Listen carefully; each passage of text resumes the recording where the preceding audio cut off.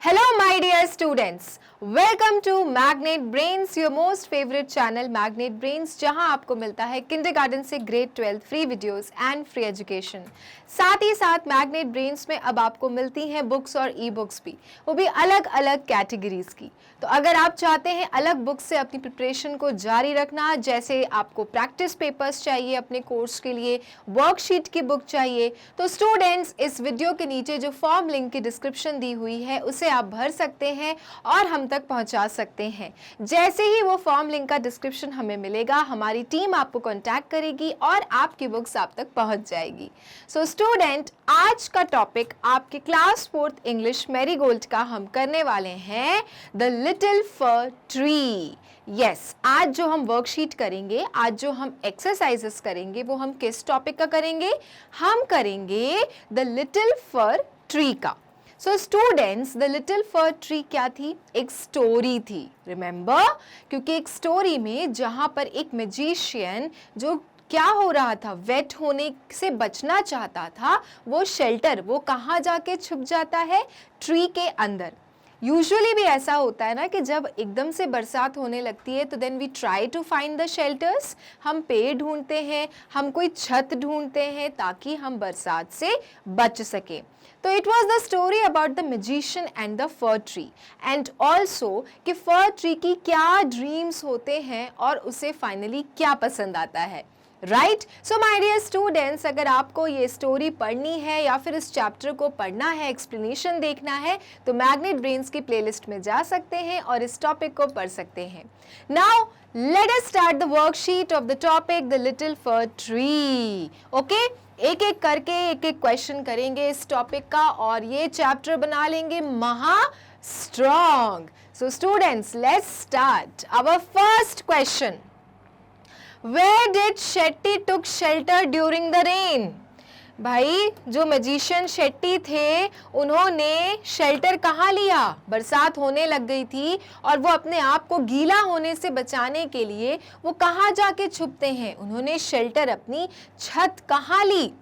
सो वहाँ पे तो ऐसा कुछ था नहीं, तो उन्होंने देखा एक फर ट्री और वो फर ट्री के नीचे जाके खड़े हो जाते हैं and then saved himself from the rain. So what will be the answer here students? The answer here will be Shetty took the shelter during the rain under the fir tree. Okay, so will just write down Shetty took shelter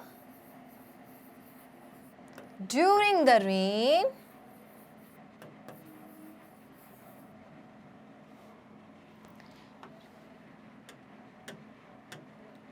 shelter under the fir tree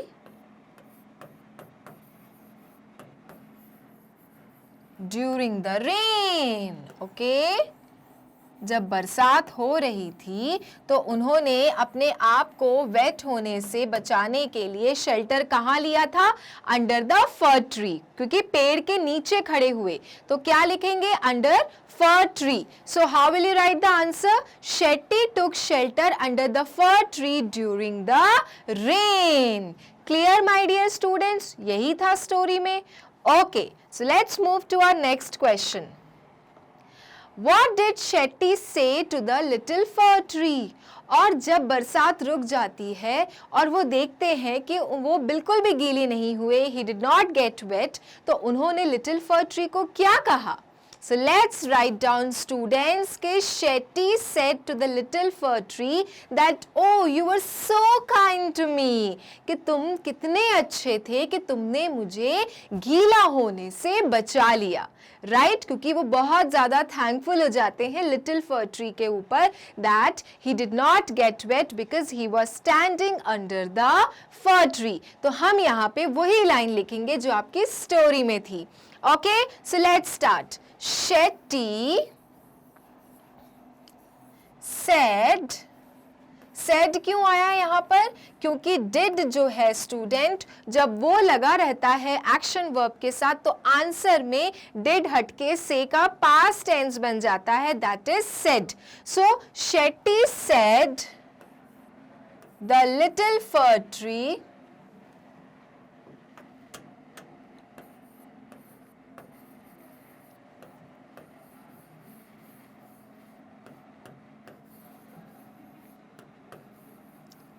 that you were so kind to me.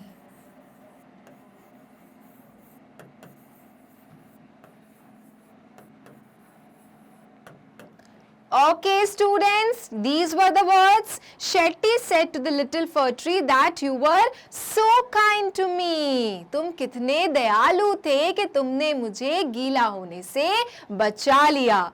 Okay, students, now the third question. What do you do when it suddenly starts raining? So now the question goes to you all. आप सभी क्या करते हैं जब suddenly बरसात होने लगती है और आप अपने घर के बाहर होते हैं? तो आप किस प्रकार की चीज़ें ढूंढना शुरू करते हैं? So even we go under the trees और under the shade to protect themselves from the rain. ये सभी करते हैं ना? या फिर ऐसे भी हैं कुछ बच्चे जिन्हें बरसात में नाचने गाने में बहुत मज़ा आता है. Isn't it? So students, it depends person to person कि आपको क्या करना अच्छा लगता है. ठीक है, तो यहाँ पर क्वेश्चन जो पूछा जा रहा है उसका तात्पर्य ये है कि आप क्या करते हैं जब सडनली बरसात होने लगती है. तो हम यहाँ पर ऐसे लिखेंगे, when it suddenly मतलब अचानक से, suddenly starts raining, we try to find trees,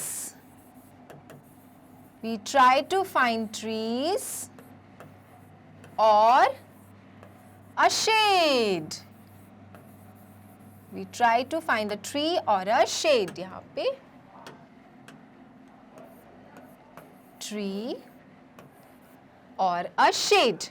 okay, तो जब अचानक से बरसात शुरू हो जाती है तो हम क्या ढूंढते हैं? कोई पेड़ या फिर कोई छत. So when it suddenly starts raining we try to find a tree or a shade. All right, अब कुछ बच्चे सडनली बरसात में मजे लेने चले जाते हैं बाहर, लेकिन mostly everyone wants to protect themselves from the rain. Clear children? Now the next question.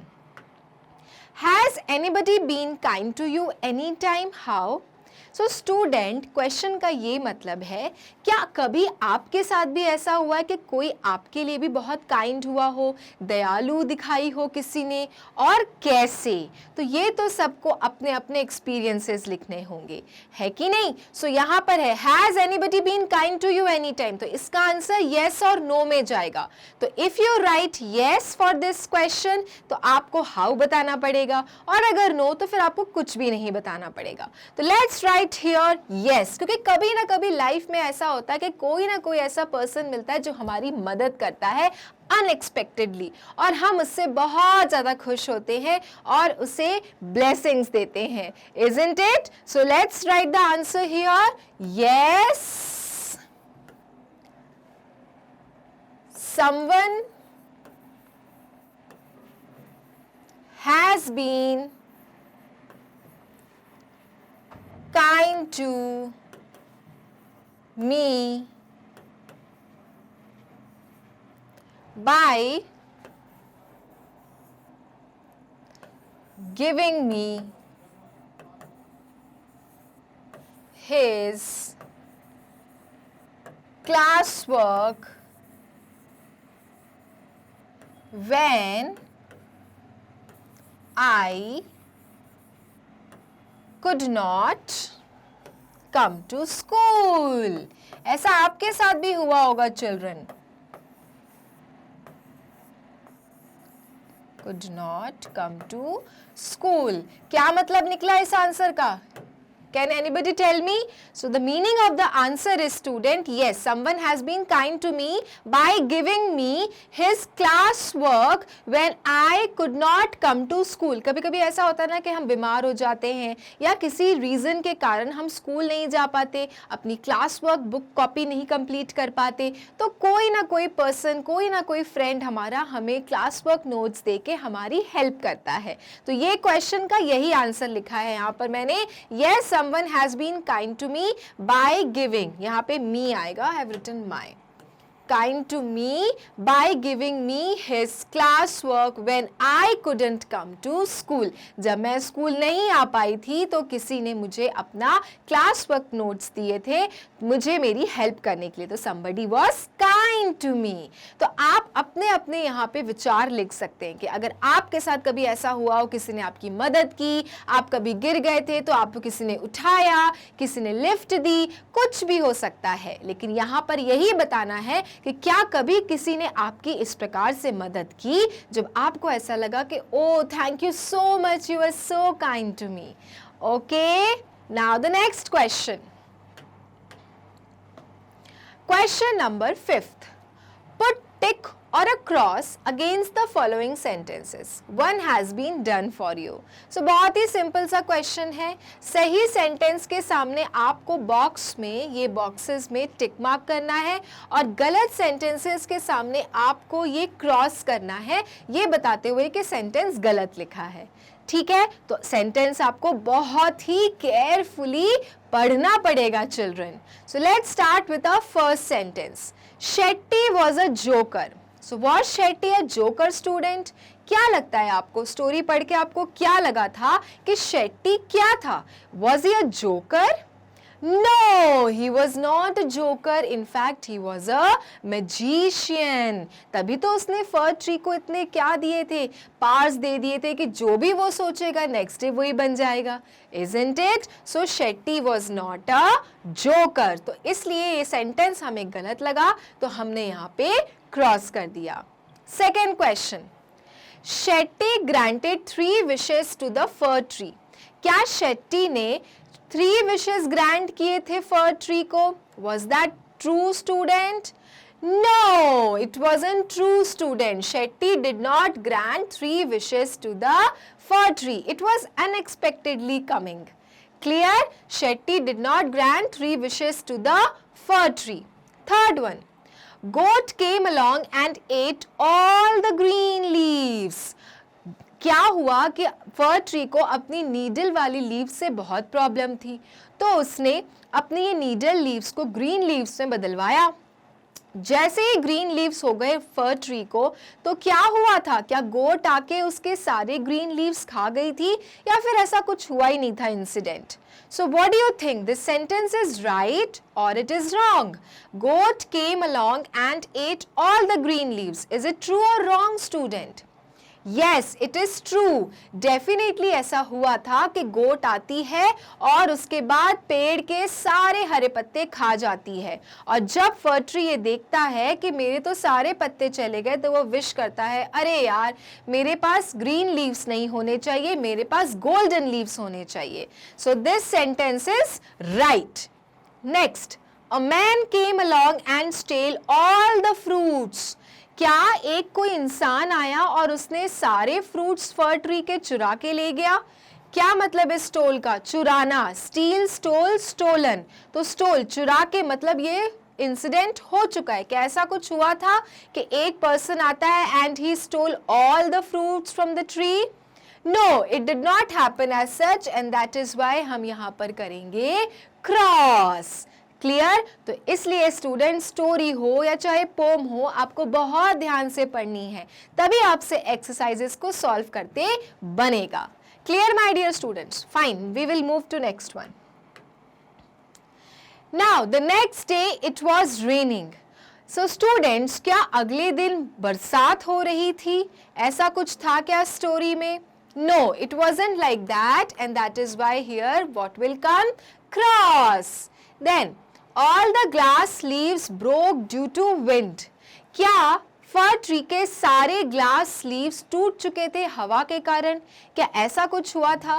क्योंकि पहले तो फर ट्री ने क्या कहा था कि मुझे नीडल लीव्स नहीं चाहिए, मुझे ग्रीन लीव्स चाहिए। ग्रीन लीव्स जब उसको नहीं चाहिए थे तो फिर उसने क्या विश मांगी थी कि मुझे गोल्डन लीव्स चाहिए। गोल्डन लीव्स के बाद उसने क्या कहा था, मेरे पास कैसी लीव्स होनी चाहिए, मेरे पास ग्लास की लीव्स होनी चाहिए, इजंट इट? तो क्या ग्लास की लीव्स उसके पेड़ में से टूट गई थी बिकॉज ऑफ द विंड? ऐसा कुछ हुआ था क्या? So yes student, it did happen. All the glass leaves broke due to wind. हवा इतनी तेज चली कि पूरे पेड़ में से जो ग्लास लगे थे स्टूडेंट, वो क्या हो गए, वो ब्रेक हो गए और फाइनली फर ट्री के पास में सिर्फ क्या बची, टहनियां बची। So yes, it is the right statement. Next, the tree was happy at last. Finally आखिरी में जाकर ट्री बहुत खुश था। सो यस, फर ट्री को अपनी नीडल लीव्स पाकर बहुत अच्छा लगा। ही वॉज हैप्पी कि जैसा भी हूं मैं बहुत खुश हूं। I am happy with my needle sharp leaves. तो he was happy at the last. तो it is a true statement और इसलिए हमने यहां पर किया tick mark. Clear children? Now the next question, question number 6. Read the sentences carefully and look at the underlined words. So students, अब हमको सारे sentences को बहुत carefully पढ़ना है। तो चलो पढ़ते हैं पहला sentence. All of a sudden it began to rain. All of a sudden, एकदम अचानक से बरसात शुरू हो गई, माने हो गई, हो चुका है ये कार्यक्रम। तो इसलिए यहाँ पे क्या वर्ड लिखा है, बिगेन। बिगिन मतलब कोई चीज जो प्रेजेंट में हो रहा है और बिगेन मतलब कोई चीज जो पास्ट में हो चुका। तो यहाँ पर है ऑल ऑफ अ सडन, एकदम से रेन क्या हो गई, शुरू हो गई। सेकंड, सून अ गोट केम अलोंग।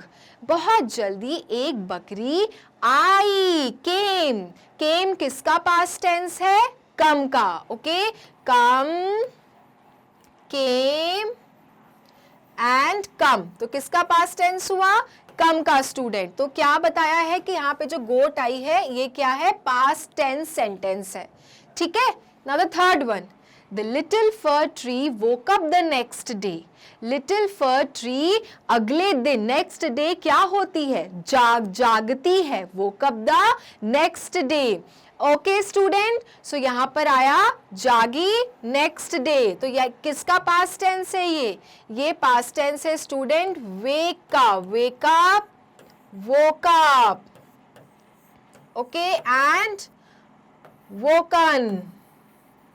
फाइन, तो woke up, little fir tree अगले दिन जागी, अगेन पास्ट टेंस, ये चीज भी हो चुकी है। Then all the glass leaves broke, सारी जो ग्लास की लीव्स होती हैं वो टूट चुकी होती हैं, ब्रोक, टूट गई। तो ब्रोक किसका पास्ट टेंस है, ब्रोक पास्ट टेंस है स्टूडेंट, ब्रेक का। ब्रेक मतलब प्रेजेंट टेंस, ब्रोक मतलब past tense. Okay, and broken मतलब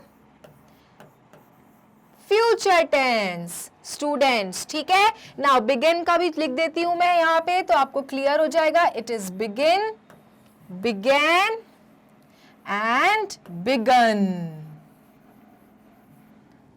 गॉट इट स्टूडेंट? तो अब आपको समझ में आया कि ये जो अंडरलाइंड वर्ड्स है, all these underlined words are in the second form of word, that is in their past tense students. ठीक है, ना ही प्रेजेंट टेंस के फॉर्म में है और ना ही फ्यूचर टेंस के फॉर्म में है, they are in their past tense form. तो क्वेश्चन अब इन्हीं पर बेस्ड होगा। Let's see what are the questions. Now we can see that all the action verbs have changed their forms because the actions have happened before. तो अब आप देख सकते हैं कि सारे एक्शन वर्ड्स जो हैं, वर्ब्स जो हैं, वो सब क्या हैं, अपने फॉर्म से बदले हुए हैं, माने प्रेजेंट में नहीं है, सभी पास्ट टेंस में है। क्यों है ऐसा? क्योंकि ये जो एक्शंस हैं वो ऑलरेडी हो चुके हैं। So as I already told you कि जो भी एक्शंस हो चुके होते हैं उस समय हम कौन सा वर्ब लगाते हैं, we use past tense forms. and that is why began, wake, woke, come, came, break, broke. ये मैं आपको लिख के दिखा चुकी हूं. Clear? Now fill in the blanks with the suitable action words. अब स्टूडेंट्स ये सेंटेंस पढ़ के ये ब्रैकेट में जो भी वर्ब्स दिख रहे हैं इनको हमें सूटेबल फॉर्म में लिखना है. सेंटेंस को पढ़कर ये समझना है कि क्या सेंटेंस में जो काम हुआ है, एक्शन हुआ है, has it already happened before और it will happen in future और it is happening at present. तो अगर ये एक्शन हो चुका है पहले तो हम कौन सा टेंस लगाएंगे? पास्ट टेंस लगाएंगे. और अगर ये अभी काम हो रहा है तो कौन सा टेंस लगाएंगे? प्रेजेंट टेंस लगाएंगे. और अगर कोई एक्शन फ्यूचर में होने वाला है तो कौन सा टेंस लगाएंगे? फ्यूचर टेंस लगाएंगे. Clear? So let's read out our first sentence. A, the movie dash 10 minutes ago. Movie 10 मिनट पहले स्टार्ट हो चुकी है, माने एक्शन हो गया है. तो बिगेन का कौन सा फॉर्म आएगा? सेकेंड फॉर्म आएगा. The movie began 10 minutes ago. 10 मिनट पहले मूवी शुरू हो चुकी है. ठीक है. Now B, peon dash the bell after school. Peon ने स्कूल के बाद बेल बजाया. तो वंस अगेन हो चुका है, स्कूल खत्म हो गया, उसके बाद आपका क्या हो रहा है? बेल बजा. So rang, peon rang the bell after school, है ना? प्यून ने बेल बजाया स्कूल के बाद. All right. Then third, she dash cup cakes to class. वो कप केक्स क्लास में लाई थी. तो लाई थी, है ना? तो क्या करना है यहाँ पर? कौन सा वाला फॉर्म आएगा? लाई थी मतलब action has already happened, so it will come she brought. Bring का सेकेंड फॉर्म क्या होता है? ब्रॉट होता है. इसलिए यहाँ पर आएगा she brought cup cakes to class. वो कप केक्स क्लास में लाई थी. D, we dash in line for 40 minutes. हम लाइन में 40 minutes से खड़े हैं. तो मतलब 40 minutes अगो पहले से ये एक्शन शुरू हो गया खड़े होने का. तो यहां पर कौन सा वाला आएगा? वंस अगेन, बहुत पहले से काम शुरू हुआ है, अभी नहीं चल रहा. तो यहां पर आएगा we stood in line for 40 minutes. हम लाइन में खड़े थे पिछले 40 मिनट से. ठीक है. तो स्टूड किसका आपका पास्ट टेंस है? स्टूड पास्ट टेंस है आपके स्टैंड का. ठीक है. Stand, stood, stand. Clear? So you can see all these verbs are in their second form. Why? Because यहाँ पे जो भी sentences हैं वो अपने action को पहले ही कर चुके हैं. So that is why the movie began 10 minutes ago. Pion rang the bell after the school. She brought cupcakes to school. We stood in line for 40 minutes. Okay? Now you see E. Mary choose dash a blue dress for her. Mary ने उसके लिए blue dress choose किया. तो क्या होगा? Mary chose a blue dress for her. Mary ने उसके लिए कौन सा कलर का ड्रेस चूज किया था? ब्लू कलर का. तो चूज का past tense chose. Then the two men shook hands. Shake का सेकेंड फॉर्म क्या होगा? shook. That is SHOOK. The men shook hands. दो लोग जब हाथ मिला चुके थे, दो लोगों ने हाथ मिलाया था, तो shook hands. Then G. Ginny reads dash her book in bed. जिनी अपने बेड पर बुक पढ़ती थी.